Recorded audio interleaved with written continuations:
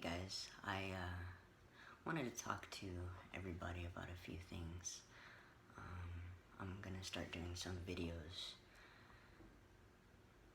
I want everybody to know that, the world is really a beautiful place, and we entirely have our own opportunity to make the best of it and be as positive as we absolutely can. And in the past 4 years, my life has changed immensely, and I want to share that with everybody, and hopefully I can have a positive impact on others as well. There's a lot going on right now, and a lot of people are scared, and a lot of people are upset, but it's okay. Everything happens how it's supposed to happen, and we can't control everything that happens. All we can do is control ourselves and how we behave and how we treat each other. So, an eye-opener for me was, I know this may sound funny, but I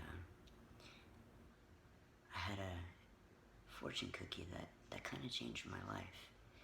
It said, in order for you to receive love, you must give love. And I thought, it really made me think. I started to give everyone I knew a hug, and when I saw them, and then I started to hug strangers, and it felt really, really good. It felt really good. And in the past 3 years, my mentality towards everyone has changed. Many of us have been taught by others, whether it's from family members or friends or, just whoever we're surrounded by, to judge others. Somebody makes a comment and we giggle, and it makes them feel bigger, and I don't think it's appropriate. I used to think, oh, look at their pants, look at their makeup, they drive a Mercedes, they must be a snob. But none of that matters. Why should any of that matter? It doesn't. It's irrelevant. And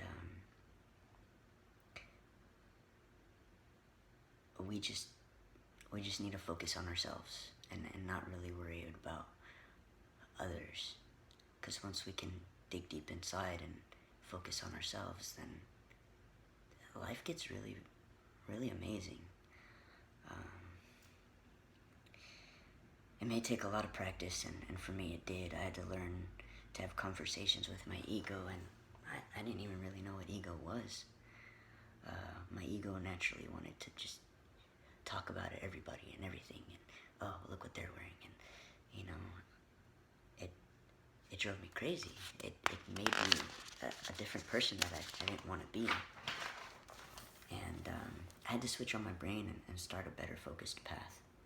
Started to read a lot of books, and now I feel I'm full of love and I'm full of light, and here are some of the books that have helped me on my journey, and I hope that they can help you guys as well. One of my favorite ones is called Switch on Your Brain by Caroline Leaf. And this book teaches us through conscious effort how to gain control of our thoughts and feelings, and in doing so, you can change the programming and chemistry of your brain. What you're thinking becomes a physical reality in your brain and body, which affects your optimal mental and physical health. These thoughts collectively form your attitude, which is your state of mind, and it's your attitude and not your DNA that determines much of the quality of your life. Our lives are what our thoughts make of it. You can't control the events and circumstances of life, but you can control your reactions to those events and those circumstances. As he thinks in his heart, so he is, and it's so very true. You are in charge of you. Fear is learned. Movies. I don't watch scary movies anymore. Those are not the kind of dreams that I want to have. I don't want to dream about zombies chasing me, or, I want to get smarter, and I want to learn as much as I possibly can, and I want to help others, and I don't want things like that to take away from my time. Try to remind yourself not to take people or circumstances personally, especially loved ones. You know, we let them affect us the most. They don't always intentionally try to beat us up, but it happens, and we personally take it. But we shouldn't. We need to understand that those are their emotions, and try not to get so absorbed in those emotions. Another book that I love is, where are you? Right here. Eckhart Tolle. A New Earth, Awakening to Your Life's Purpose. This is a fascinating book as well. And talks about being right, being wrong, our ego. I'm going to read a little bit. I hope you don't mind. It's, let me see.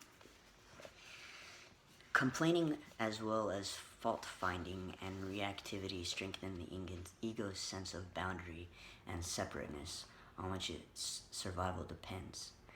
But they also strengthen the ego in another way by giving it a feeling of superiority on which it thrives. It may not be immediately apparent how complaining, say about a traffic jam or about politicians, about the greedy wealthy or the lazy unemployed, or your colleagues or ex-spouse, men or women, can give you a sense of superiority. Here's why. When you complain, by implication you are right and the person or situation you complain about or react against is wrong. There's nothing that strengthens the ego more than being right.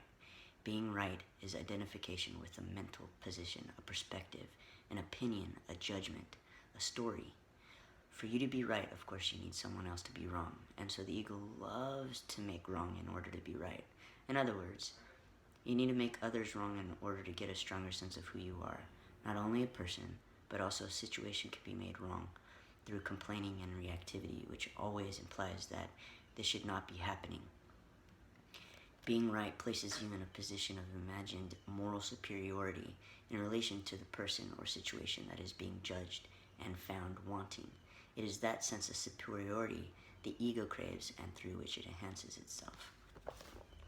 And that's really true, you know, the ego wants to be right and it wants to be like, ha ha ha, and I think that's quite ridiculous. We all need to just learn how to love each other and stop being a bunch of asses.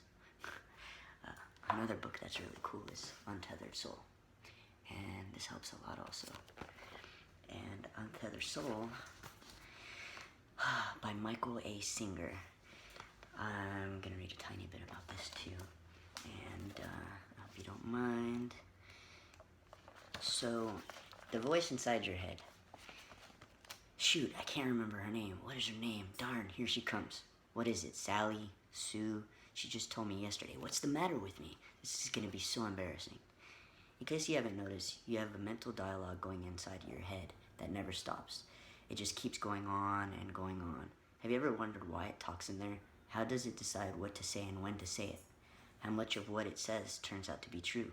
How much of what it says is even important? And if the right now you are hearing, I don't know what you were talking about, I don't have any voice inside my head, that's the voice we're talking about. If you're smart, you'll take the time to step back, examine this voice, and get to know it a little bit better. The problem is you're too close to be objective.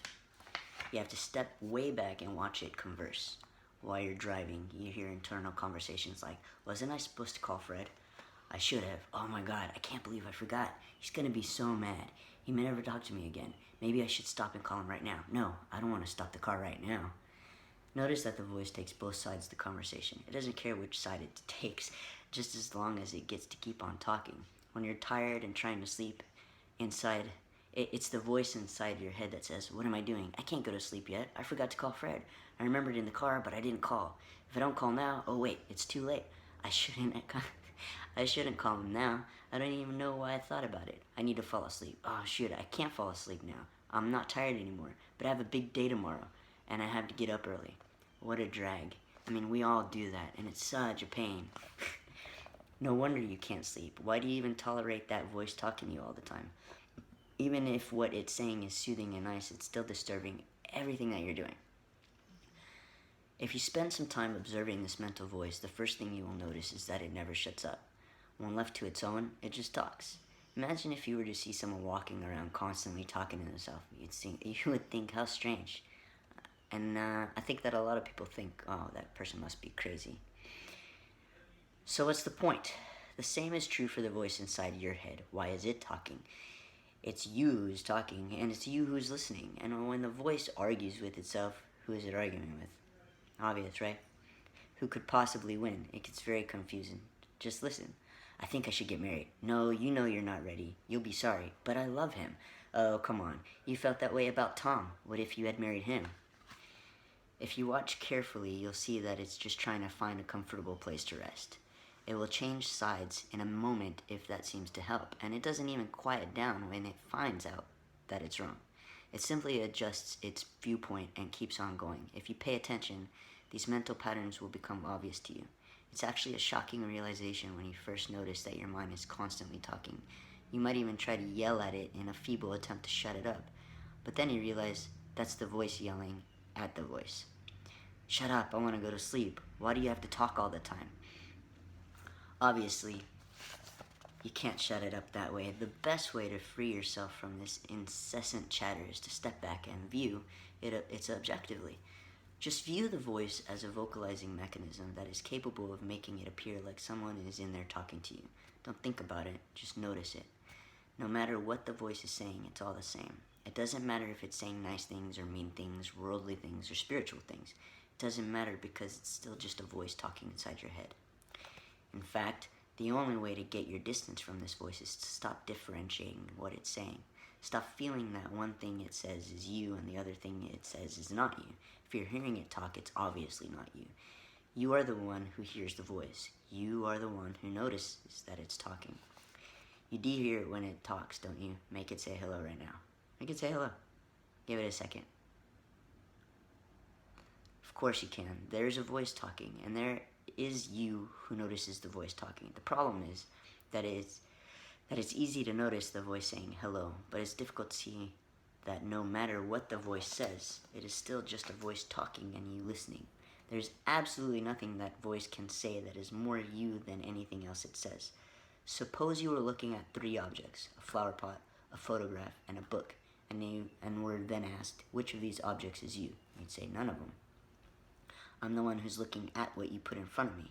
It doesn't matter what you put in front of me, it's always going to be it's always going to be me looking at it. You see, it's an act of a subject. This is a lot to read. Perceiving various objects. This is also true of hearing the voice inside. It doesn't make any difference what it's saying. You're the one who's aware of it. As long as you think that one thing it's saying is you, but the other thing it's saying is not you, you've lost your objectivity. You may want to think of yourself as the part that says the nice things, but that's still the voice talking. You may like what it says, but it's not you. There's nothing more important to true growth than realizing that you are not the voice of the mind. You are the one who hears it. If you don't understand this, you'll try to figure out which of the many things the voice is telling you is really you. People go through so many changes in the name of trying to find myself. They want to discover which of these voices, which of these aspects of their personality is who they really are. The answer is simple. None of them. If you watch its objectivity, you will come to see that much of what the voice is saying is meaningless. Most of the talking is just a waste of time and energy. The truth is that most of life will unfold in accordance with forces far outside of your control, regardless of what your mind says about it. It's like sitting down at night and deciding whether you want the sun to come up in the morning. The bottom line is, the sun will come up and the sun will go down. Billions of things are going on in this world. Not always so good. You can think about it all you want, but life is still going to keep on happening. In fact, your thoughts have far less impact on this world than you would like to think. If you're willing to be objective and watch all your thoughts, you will see that the vast majority of them have no relevance. They have no effect on anything or anybody except you. They are simply making you feel better or worse about what is going on now, what has gone on in the past, or what might go on in the future. If you spend your time hoping that it doesn't rain tomorrow, you're wasting your time. Your thoughts don't change the rain. You will someday come to see that there is no use for that incessant internal chatter, and there is no reason to constantly attempt to figure everything out. Stop trying to figure everything out. Eventually, you will see that the real cause of the problem is not life itself. It's the commotion the mind makes about life that really causes problems. Now, this raises a serious question, sorry. If so much of what the voice says is meaningless and unnecessary, then why does it even exist? The secret to answering this question lies in understanding why it says what it says when it says it. For example, in some cases, the mental voice talks for the same reason that a tea kettle whistles. That is, there's a buildup of energy inside that needs to be released. If you watch objectively, you will see that when there's a buildup of nervous, fearful, or desire-based energies inside, the voice becomes extremely active. This is easy to see when you are angry with someone and you feel like telling them off. Just watch how many times that inner voice tells them off before you even see them. When energy builds up inside you, you want to do something about it. That voice talks because you're not okay inside, and talking releases it. I've found that journals help with releasing some of those energies, and I know this was kind of a long video, and I'll try to shorten the next one, but I hope that I can help some of you guys with this, and I think it's really important for us to stick together in times like these and broaden our minds and become a little bit more aware and a little more conscious. And books are amazing things. Do your research. Stop judging people. Love each other. Thanks.